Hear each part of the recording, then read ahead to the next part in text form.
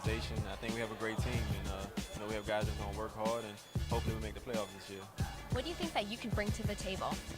Just try to be a leader, just play my role, do what I can out there on the floor. And I think everybody has a job to do, and just go in there and just do everything I can to help us win. Tell me about this franchise and what you know about them and the excitement that I guess the All-Star Game is going to bring in 2016 too over here. It's a great franchise. It's a great city. I think the All-Star Game is going to bring a lot of things to the city and the franchise. I think it's important to have something like that here for the people of Toronto who never really get to see that kind of stuff, and it's going to be a great experience.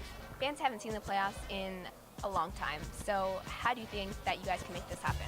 Just work hard. It's going to take hard work, dedication. I think we're all willing to do that, and I think we have everything it takes to make the playoffs. Your journey has brought you from Charlotte to here.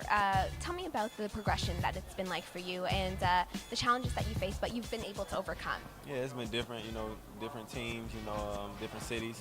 It's always hard to adjust, but once you get comfortable, once you start playing, things come easy to you. And like I said, it really goes back to just working hard and staying dedicated. Michelle Obama is coming out with a hip-hop album. Oh, yeah. What would be one of your title tracks on this hip-hop album? I don't know. I'll probably say our title one, Mrs. President. I'll do that, yeah. Nice. I got to get this off the bat. I know that you had gone on a Toronto radio station and you had mentioned that you were not going to say what your favorite restaurant was, but I'm dying to know. You've kept me in anticipation. What is your favorite restaurant? I'm not going to tell you, but Drake said it and talked about it in his album, in his newest album. So if you listen to the album and you buy the album, then you'll be able to know what my favorite restaurant is. Your expanding role on this team, what do you think that you can bring forth to the table?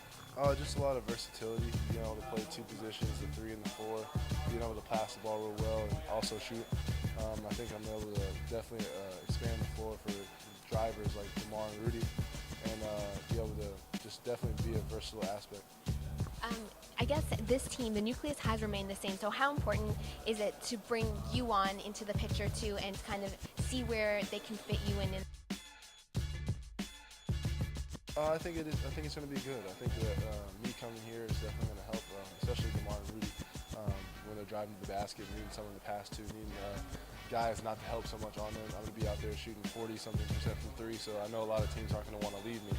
And if they do, they're going to have to take that risk. And when I do get in the lane, I'm a pretty good passer to where I'm not really that selfish to want to just drive in there and throw up a low percentage shot.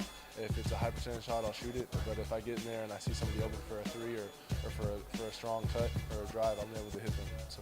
And Coach has talked all about pounding the rock, and he likes lunch pail guys, that lunch pail attitude. Speaking of lunch pails, what would you put in your lunch pail? Just the NBA basketball, Spalding. That's all I really want. I don't want anything else. I mean, maybe a dumbbell here or there because they want me to put on a little more weight. But I've been doing that all summer. Definitely made vast improvements in my body, just strength-wise. And yeah, so if Coach asks, and just throw a couple dumbbells in there and a Spalding basketball, that's all I need. What's the journey been like for you? What are the leaps and bounds and the challenges that you faced and that you've been able to overcome to get to this point right now with Toronto? It's been a lot of up and downs. Being on a losing team with Detroit, it was pretty difficult for me, especially coming from Gonzaga, where there's nothing but winning there. I was never used to losing, and I kind of felt that I was getting used to it by my 3rd and 4th year. It was very tiresome, and it was mentally draining on myself. But to go to Memphis for that short stint, it was good to know how it feels like to be on a winning team and to take that winning attitude here with a bunch of guys like Rudy who also came from the playoff team. And I think that the guys are kind of really hungry to win because they can see themselves, if they didn't start the season off with the way they did last year, they would have been a playoff team for sure. In one word, how would you sum up yourself as a person and yourself as a player on the basketball court? Just energetic, emotional. I'm very energetic and emotional when I play. It's just something that's always been in me. It's a game that I love so much and I have so much passion for, so that's myself. As soon as we found out that you were coming, you took to Twitter and you asked someone to design you in a Raptors jersey. I mean, how important do you think it is, especially right from the get-go, to interact with your fans and to do that kind of thing? I think it's very important. I mean, the fans in Toronto are really like none other. When it comes to the Maple Leafs, when it comes to the Blue Jays, when it comes to the Raptors, they may have a low record in the Eastern Conference, but when we used to come here, it'd be a Detroit low record team and a Raptor low record team, but the arena would be sold out. So it just shows the support, and I know coming here, I'm really looking excited when we play games and we have fans packed, and we're really able to rally some wins together and push for a playoff position.